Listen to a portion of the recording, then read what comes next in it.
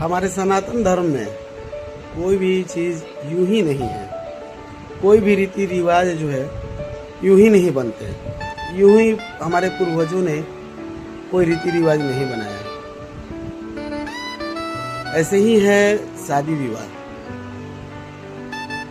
खैर शादी विवाह पे तो हम बात नहीं करेंगे क्योंकि ये टॉपिक एक छोटा सा टॉपिक है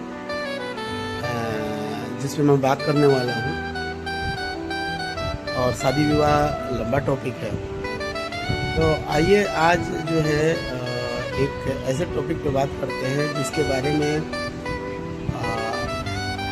कुछ पुराने जो उम्रदराज लोग हैं वो लोग जानते होंगे,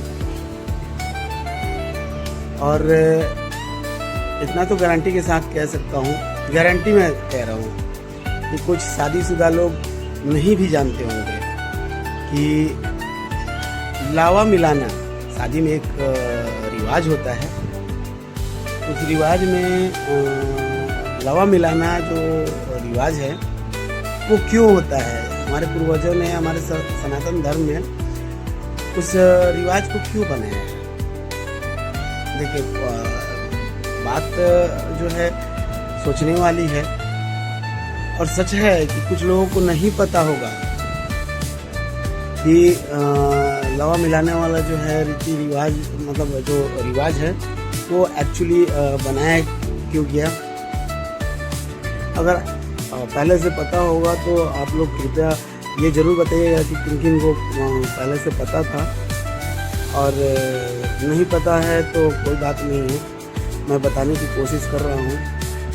और जो भी हैं रियल है, फैक्ट है। और सबसे बड़ी चीज़ कि शादीशुदा लोग को भी मतलब नया जनरेशन के उनको नहीं पता होगा। तो आइए बात करते हैं इस पर। धान जो होता है ना वो हमारी क्या बोलते हैं कि भोज्य पदार्थ है, लेकिन कहने का मतलब है कि हमारी नई फसल जो होती है ना वो धान होती है, पहली फसल। तो पहली फसल जो होती है तो हमारे पूर्वजों ने बहुत सोच समझकर धान को शादी विवाह में शामिल किया। और उसमें क्या है कि धान के जो रूप होते हैं ना, ऊपर से छिलका होता है, अंदर चावल होता है। जो हम लोग चावल खाते हैं वो अंदर होता है, छिलके को हम लोग निकाल के हटा देते हैं, उसके बाद ही जो है चावल को यूज़ करते हैं। लेकिन शादी में उसका एक मतलब अलग ही रिवाज है, और उसकी महत्व जो है वो बढ़ जाती है शादी में, जिसको हम लोग कहते हैं लावा मिलाना। आप लोगों ने भी मिलाया होगा, आप लोग भी जानते होंगे कि हाँ शादी में लावा मिलाने का एक अलग रिवाज है। तो इसका कारण ये है कि जो छिलका होता है उसको बिना हटाए, वैसे ही हम धान बोलते हैं, वैसे ही कहने का मतलब ये है कि करना सब कुछ है लेकिन पर्दे में रह के। और जबकि सभी जानते हैं कि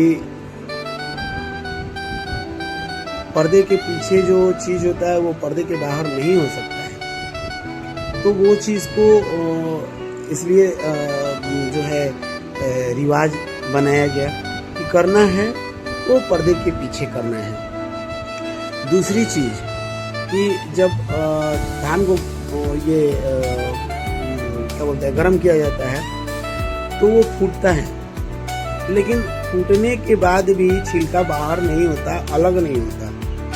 ये चीज़ आप लोगों ने देखा होगा।